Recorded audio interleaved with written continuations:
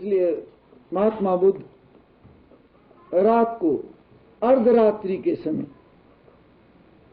अपनी पत्नी और बेटे को छोड़ करके जंगल में जाने लगे। एक बार दरवाजे तक पहुंचे और फिर वापस लौट आए।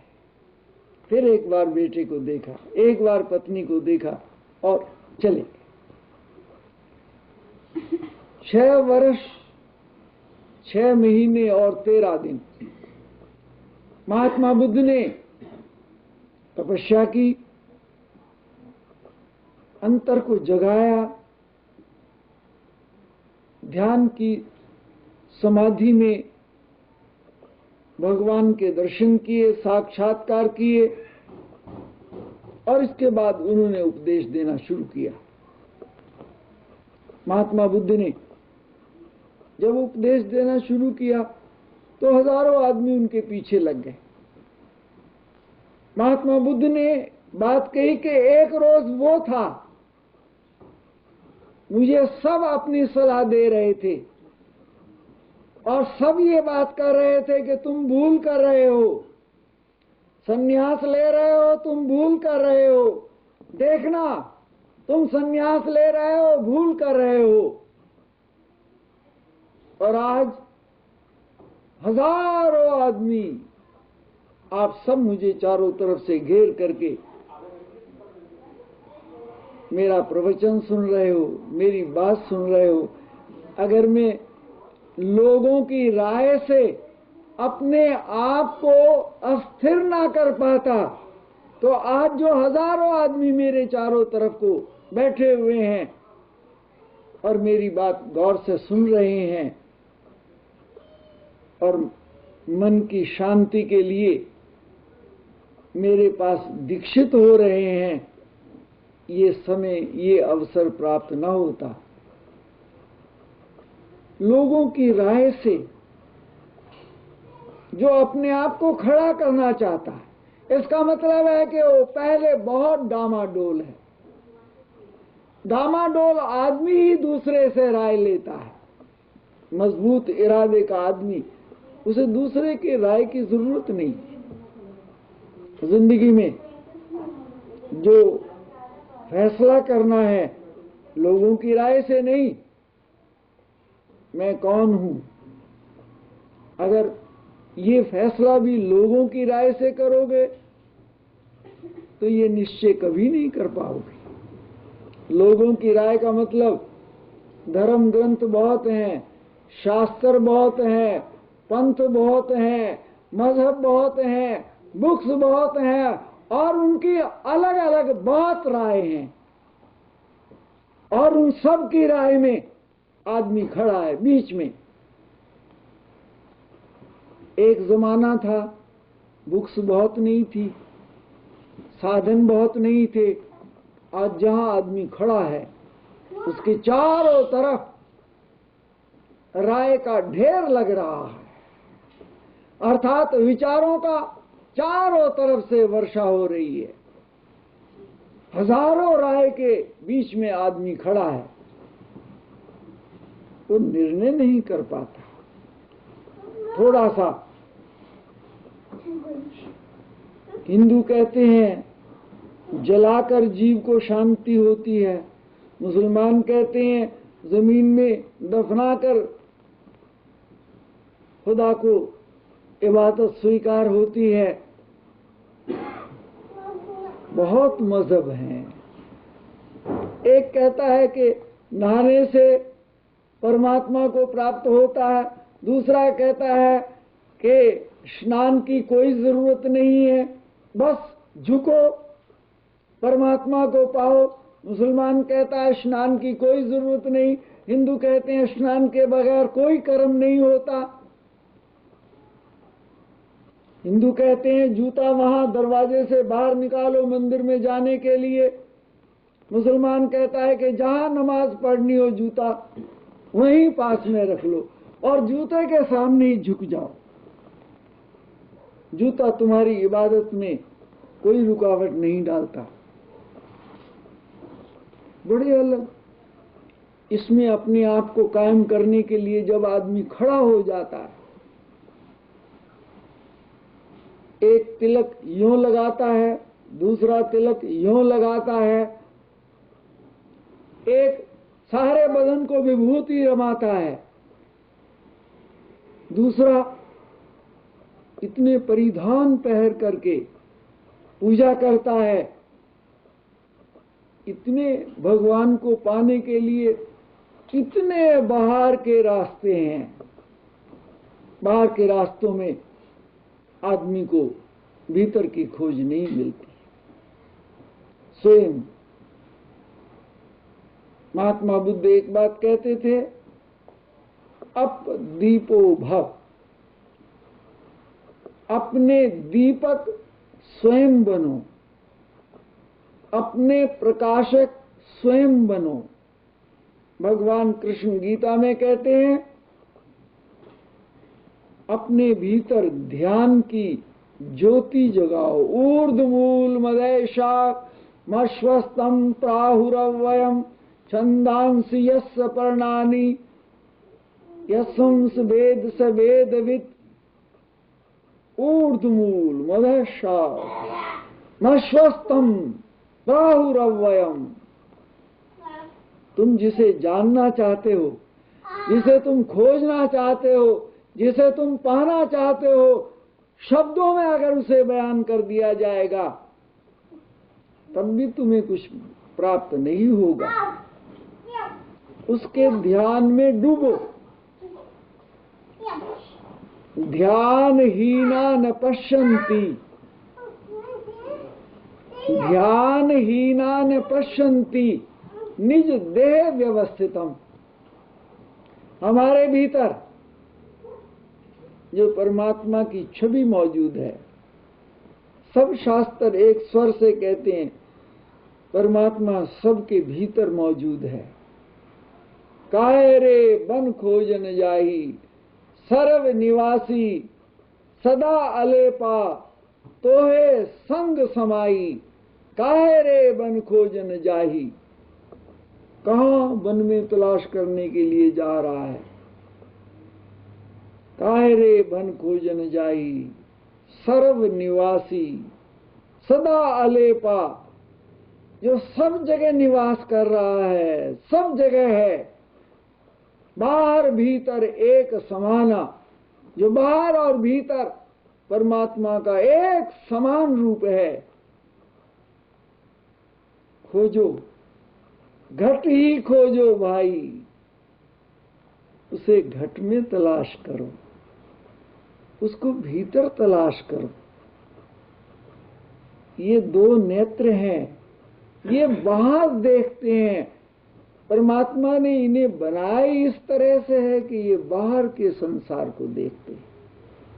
ये दो कान बाहर खुले हुए हैं, सारे संसार की आवाज को सुनते हैं। ये दो सूंघने के, श्वास लेने के रास्ते, ये सारे संसार की हवाओं को सुनते हैं। ये बाहर की दुनिया के लिए बनाए हैं और परमात्मा के लिए बाहर नहीं, भीतर देखो। बाजार से गुजरो, आंख खोल करके बाहर देखो, घूमो। बाहर जितना आदमी देखता है उतना ही उसके भीतर एक चाह की अग्नि सुलगती है। जो चीज आदमी के पास है उसकी उसे कभी वैल्यू नहीं होती। जो चीज उसके पास नहीं है उसकी चाह, उसकी मांग, उसकी खरीदारी उसके हृदय के अंदर अग्नि की तरह से सुलगती रहती है। ये दो आंखें जब हमें संसार को देखते हैं तो इसकी भूख, इसकी तृष्णा बढ़ती चली जाती है, बढ़ती चली जाती है। साज और आवाज ये दुनिया की तरफ को खींच कर ले जाते हैं, और आगे और आगे। पुराणों में एक कथा आती है, भगवान शंकर और पार्वती एक रास्ते से गुजर रहे थे। एक रास्ते में एक अंधा बैठा हुआ था, बड़ा प्यासा था। पार्वती ने भगवान शंकर से कहा, प्रभु इसके नेत्र नहीं है और जल का प्यासा है, इसे मालूम भी नहीं है जल कहाँ है, इस पर दया करो। भगवान शंकर ने कहा, हम तो दया कर देते हैं और जितनी कहो उतनी दया कर देते हैं। और भगवान शंकर ने अपनी माया फेरी और उसे कहा, लो भाई सूरदास जी, तुम प्यासे हो, जल पी लो। उसने दोनों हाथ किए, जल पिला दिया।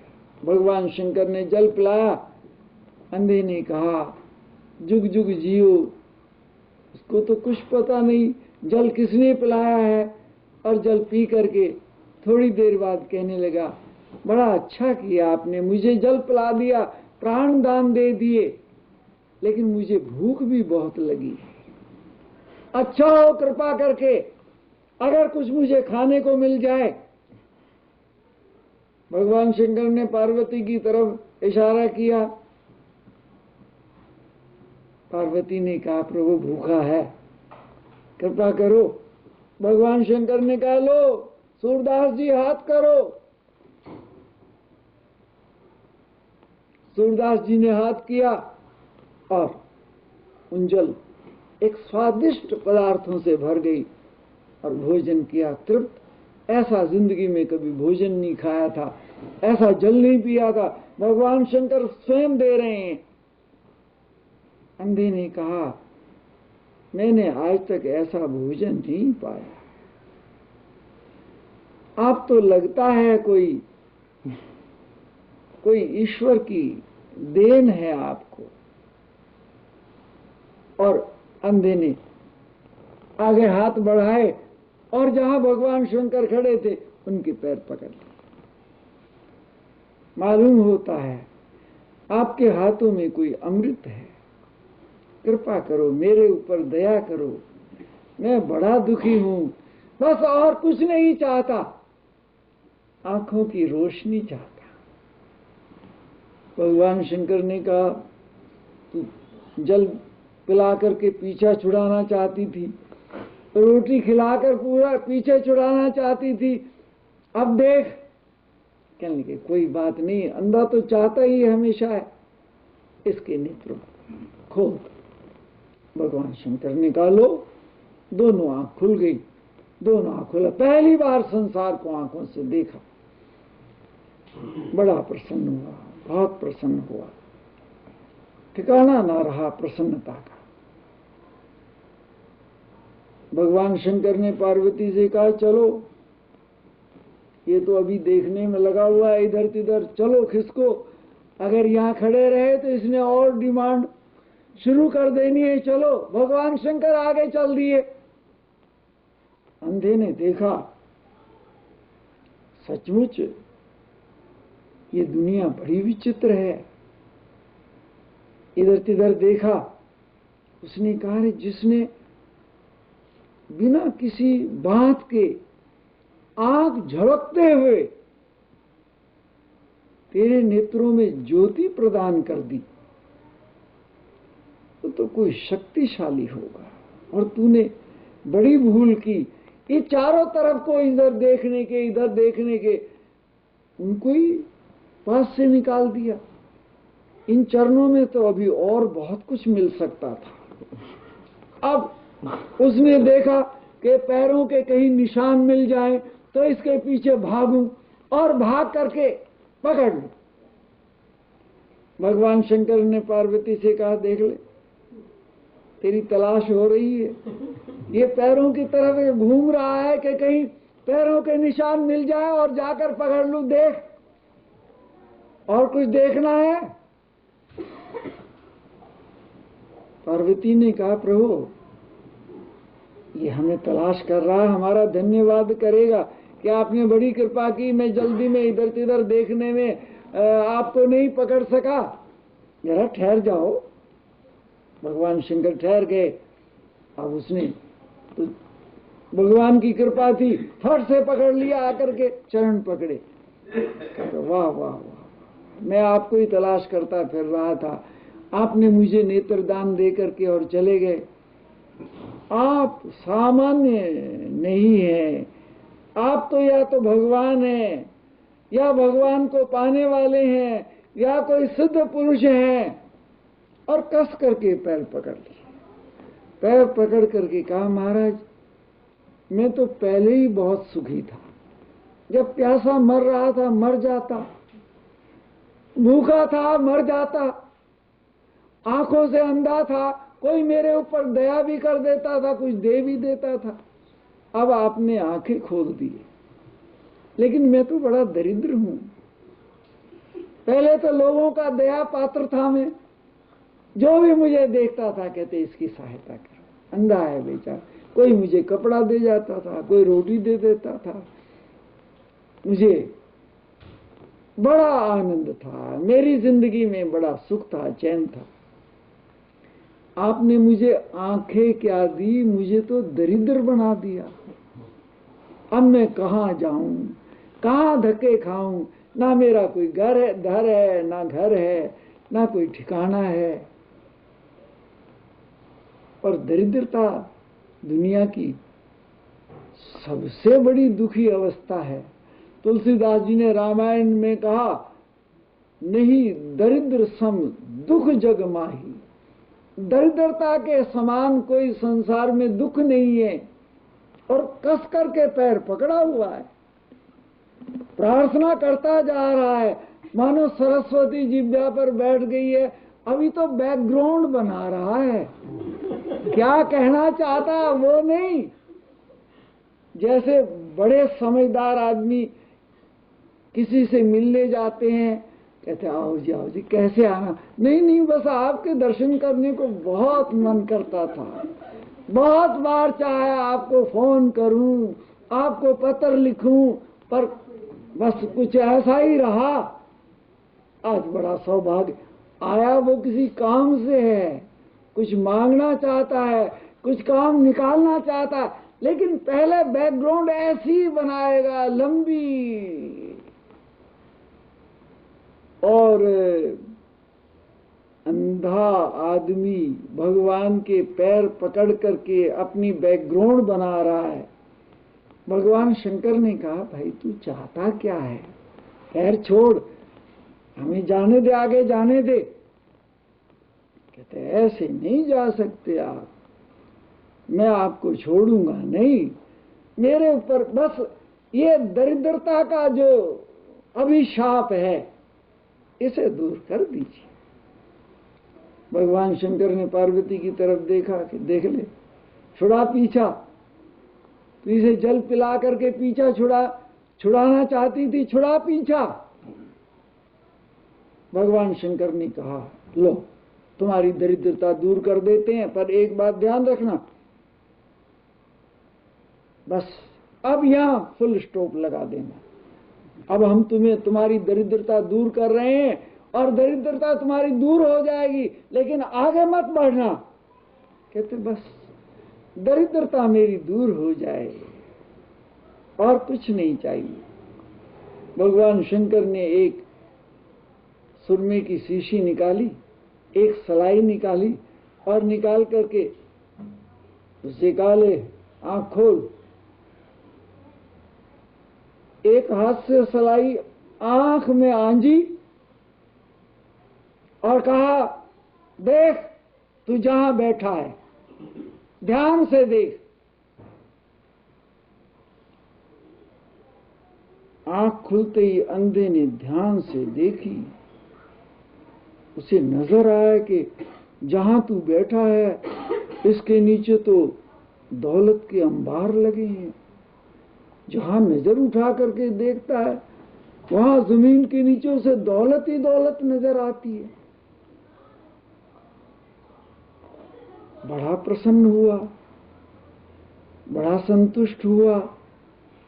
भगवान शंकर ने पार्वती से कहा, चल अब ये खुदाई करनी शुरू करेगा, माल निकालना शुरू करेगा, चल। पार्वती और भगवान शंकर आगे चल दिए। भगवान शंकर ने पार्वती से कहा, जरा पीछे निगाह रख, क्या कर रहा है, देख अभी तमाशा। थोड़ी देर के बाद उस आदमी ने सोचा, इसके पास है तो बहुत कुछ, पर बड़ा कंजूस है, देता भी है तो जरा जरा सा, और सुरमा भी डाला तो एक आंख में, दूसरी, अभी तो एक आंख में सुरमा डाला तो जमीन के नीचे की दौलत नजर आई है, एक आंख में तो कसर रह गई है, अगर वो भी डल जाता तो जमीन का तो मुझे नजर आने ही लगा है, और ये जो आकाश मंडल में और जो जमीन के अंदर सारा नजर आता, ये तो बाद में भी निकाल लूंगा खोद करके, तो मुझे नजर आ ही रहा है सारा कुछ, ये तो खुदाई करके बाद में निकाल लूंगा। उसको पकड़ू जो चला हुआ जा रहा है, और पकड़ करके अगर अब की बार, अब मुझे पता तो लग ही गया कि उसके झोले में वो शीशी है और सलाई है, अगर अपने हाथ से डाल दिया तो ठीक है, नहीं तो फिर मेरा शरीर उससे ताकतवर है, मजबूत है, बचकर कहां जाएगा, और अगर बचकर जाएगा तो उसकी स्त्री को पकड़ूंगा, जबरदस्ती करूंगा, कहां जाएगा निकल करके, दौड़ा। वो तो भगवान तो लीला कर रहे थे, धीरे धीरे आराम से चल रहे थे, नाटक की तरह से चल रहे थे। वो भागा और भाग करके पकड़ लिया, और कहने लगे, महाराज ऐसा भी हुआ करता है कि एक आंख में दवाई डालो और दूसरे में ना डालो, एक में सुरमा डालो और दूसरे में ना डालो, ऐसा भी कोई होता है? निकालो, कृपा करो, एक आंख में डाल करके चले गए हो, जरा दूसरी आंख में भी डालो, मुझे पता तो लग जाए कि और कहां कहां क्या है। भगवान शंकर ने कहा, देखो हमने तुम्हारे से पहले प्रतिज्ञा कराई थी कि और आगे मत बढ़ना। कहने लगे, प्रतिज्ञा तो 1 मिनट की होती है, हम दूसरी फिर आगे कर लेंगे, उसमें क्या है, पहले हमने ये प्रतिज्ञा की थी, अब आप दूसरी आंख में और डाल दीजिए, हमारी प्रतिज्ञा दूसरी पूरी हो जाएगी।